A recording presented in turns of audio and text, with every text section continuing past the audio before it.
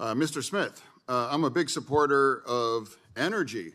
For me, energy security is national security. And of course, renewables about that, but of course other things as well too, fossil.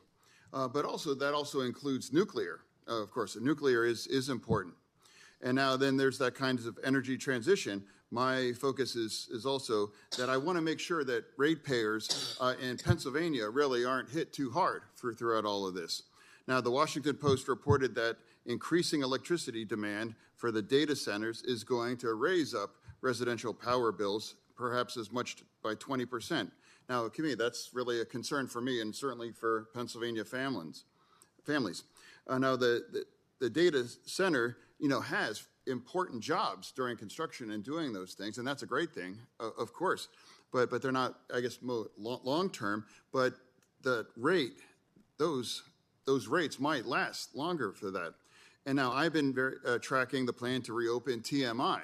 I mean, I had my own personal story is I had to grab my hamster and evacuate, during the meltdown in 1979. You might assume that I was anti-nuclear, and that is not. I actually am very supportive of nuclear because that's an important part of the stack. If you really want to have and address climate change, you can't turn your back on nuclear, in my opinion. But I know that's the power of Microsoft's data center. So now, and I really appreciate that, but if I'm saying now, if we're able to commit that the power purchase agreement, it's not going to raise electricity for Pennsylvania families. No, I think you raise a critical point. We have two principles that we follow when we're constructing these data centers. Number one, we will invest to bring onto the grid an amount of electricity that equals the amount of electricity that we will use, so that we're not tapping a constricted supply. Number two, we will manage all of this in a way that ensures that our activity does not raise the price of electricity to the community.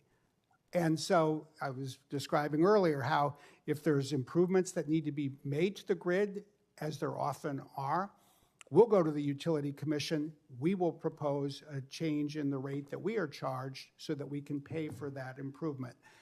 I just think it's a fact of life because I think you highlight something critical. There's a lot of jobs when the construction takes place. There are jobs afterwards, but they are not as many.